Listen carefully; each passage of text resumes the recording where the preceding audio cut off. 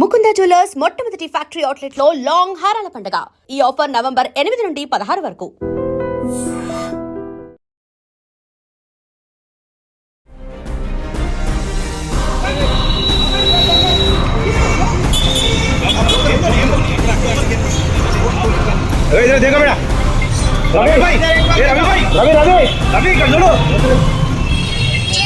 ఎంత భారీ budget movie అయినా రిలీజ్ అయిన కొన్ని గంటల్లోనే హెచ్డి ప్రింట్తో పైరసీ అవుతూ అనేక సైట్లలో అందుబాటులోకి వస్తుంది. ఇది ఐబొమ్మ అరాచకం. ఇప్పటికే నిర్మాతలు మేం లాస్ అయిపోతున్నాం, నష్టపోతున్నాం అంటూ గగ్గోలు పెడుతూ పోలీస్ స్టేషన్లో ఐబొమ్మపై కంప్లైంట్లు కూడా ఇవ్వడం జరిగింది. అయితే ఎట్టకేలకు ఐబొమ్మ నిర్వాహకుడు ఇమ్మడి రవిని విదేశాల నుంచి వస్తున్న తరుణంలోనే హైదరాబాద్ కూకట్పల్లి సిసిఎస్ పోలీసులు అదుపులోనికి తీసుకున్నారు. అతని అకౌంట్లో ఉన్న 3 కోట్ల రూపాయలను కూడా ఫ్రీజ్ చేశారు. ఇంతకీ ఐబొమ్మ అరాచకాల గురించి చెప్పుకుంటూ పోతే ఐబొమ్మ ఇది చాలా మందికి తెలుసు. ఎందుకంటే థియేటర్స్ వరకు వెళ్లకుండా నేరుగా కొన్ని సైట్లలో అందుబాటులో ఉన్నటువంటి హెచ్డి క్వాలిటీతో ఉన్నటువంటి మూవీస్ని వీక్షించేందుకు చాలామంది ఇంట్రెస్ట్గా ఉండటం ఇప్పుడు ఐబొమ్మకి ఓతమిచ్చినట్టయింది. దాంతోనే ఐబొమ్మ నిర్వాహకులు మరింత రెచ్చిపోయారు. ఈ ఐబొమ్మ నిర్వాహకుడు రవి కరేబియన్ దీవుల్లో నుంచి ఈ మొత్తం సైట్స్ అన్నింటినీ కూడా యాక్టివేట్ చేయడమే కాదు నిర్వహిస్తున్నట్టు కూడా పోలీసుల విచారణలో తేలింది. అయితే వరుస పెట్టి నిర్మాతలందరూ కూడా కంప్లైంట్లు ఇవ్వడంతో ఐబొమ్మపై ఫోకస్ పెట్టారు హైదరాబాద్ పోలీసులు.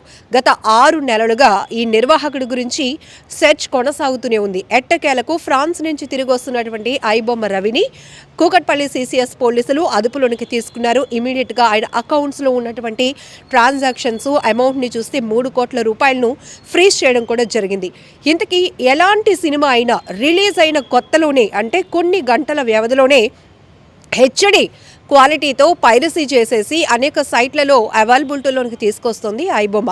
సో దీంతో ఐబొమ్మ అనేది చాలా పాపులర్ కూడా అయిపోయింది. కానీ భారీ బడ్జెట్ సినిమాలు ఎవరైతే తీస్తారో నిర్మాతలు, అలానే థియేటర్స్కి వచ్చి మన యాక్టింగ్ కావచ్చు, మన స్క్రీన్ ప్లే ఎలా ఉంది, లేకపోతే సినిమాకు సంబంధించినటువంటి ఒక ప్రేక్షక ఆదరణ పొందాల్సినటువంటి చిత్రాలు సైతం కేవలం వెబ్సైట్లకే పరిమితం అయిపోవడం అనేది ఐబొమ్మపై చాలా సివియర్ యాక్షన్ తీసుకోవాలంటూ అనేక రకాల కంప్లైంట్లు వ్యక్తమయ్యాయి.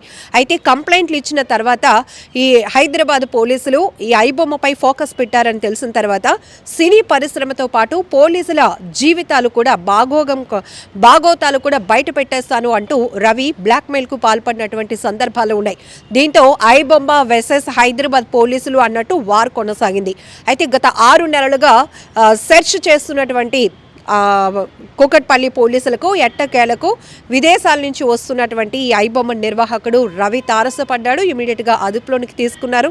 ఆయన అకౌంట్లను కూడా ఫ్రీజ్ చేయడం జరిగింది. సో ఇది ఐబొమ్మకు సంబంధించి. ఇక్కడ ఒకటి చెప్పాలి అంటే ప్రతి సినిమా అనేది పబ్లిక్కి కనెక్ట్ అవ్వాలనే ఉద్దేశంతోనే రిలీజ్ అవుతోంది. కథ కావచ్చు, ఆ క్యారెక్టర్స్ కావచ్చు, లేకపోతే అందులో ఉన్న సన్నివేశాలు. ఎందుకంటే సినిమా జీవితానికి, నిజ జీవితానికి ఒక ఎమోషన్ అనేది ఎన్నో ఇయర్స్ నుంచి కూడా కంటిన్యూ అవుతోంది. ఈ మధ్య తరహాలో అంతే అమౌంట్ పెట్టి థియేటర్కు వెళ్ళలేని వాళ్ళు ఎప్పటికైనా మనకి సైట్లలోనికి అందుబాటులోనికి వస్తుందా అని చూసేవాళ్ళు కూడా ఉన్నారు.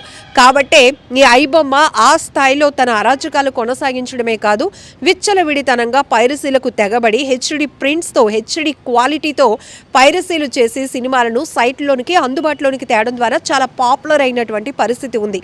ఈ నేపథ్యంలోనే నిర్మాతలు గగ్గోలు పెట్టారు.